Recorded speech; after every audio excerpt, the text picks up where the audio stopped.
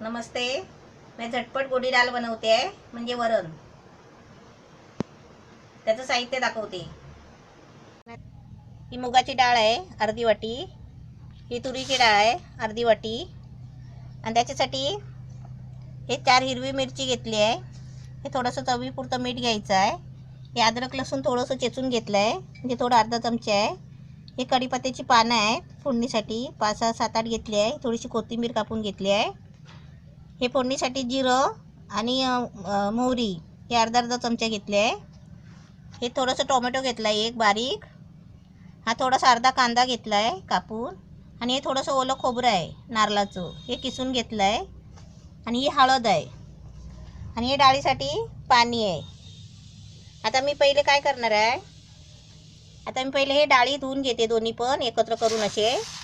आता असे एकत्र करून हे चांगले धुवून घ्यायचे. हे तेल आहे. आता आपण कुकरमध्ये डाळ बनवून घेऊया. गॅस पेटवते. गॅस पेटवला आहे आणि कुकर पण आता तापला आहे. आता त्याच्यामध्ये थोडंसं तेल टाकायचं.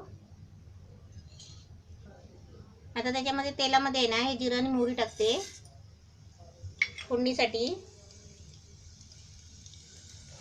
त्याच्यामध्ये आहे ना हे कढीपत्त्याची पानं,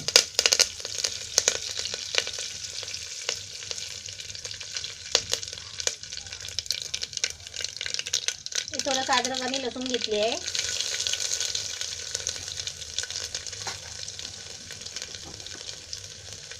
चार हिरवी मिरची घेतली आहे, अख्खीच टाकायची. आणि त्याच्यामध्ये आहे ना कांदा घेतला आहे थोडासा, हे टोमॅटो आहे, आणि हे खोबरं आहे. आपण फोडणी सगळी अशी शिवून घ्यायची परतून चांगली चमच्याने हलवून.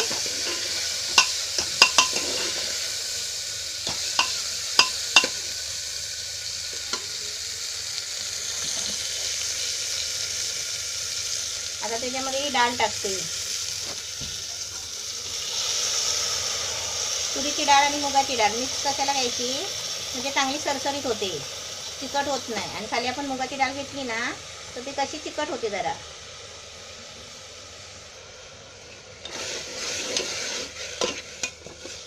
अशी जरा हलवून घ्यायची. आता त्याच्यामध्ये आहे ना ते खोबरं वगैरे सगळं टाकायचं. आता खोबरं, कोथिंबीर,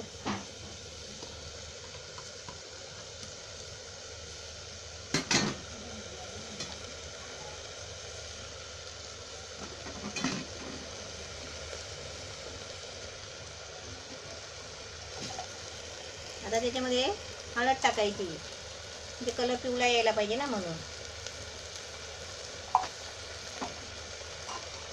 परत जरा हलवून घ्यायची. आणि आता आपल्याला घट्ट पातळ पाहिजे असेल ना तेवढं आपण पाणी टाकायचं, की आपली दही झटपट गोडी डाळ म्हणजे वरण. आणि त्याच्यात पाणी टाकल्याच्या नंतर आपण मीठ टाकायचं आहे.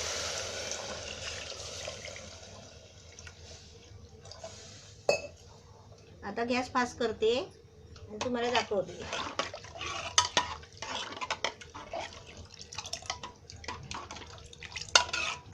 आपलं घट्ट झालीने आपल्याला पातळ पाहिजे असेल ना तर आपण नंतर पण झाल्यावर पण आपण पाणी ओतू शकता. असं काही नाही घट्ट झाले की म्हणजे सुकी डाळ होते, कधी कधी पाण्याचा अंदाज नाही समजत. त्याच्यामुळे आपण नंतर पण आपण पाणी ओतू शकतो. आता थोडा गरम होईपर्यंत आहे ना जरा कुकरला झाकण नाही लावत, हे थोडं गरम होऊ द्या. म्हणजे कसं मीठ टाकायचं आहे.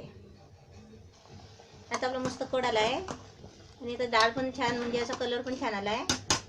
आता त्याच्यामध्ये आहे ना मीठ टाकते. आता पण त्याच्यामध्ये असं चवीपुरतं मीठ टाकायचं.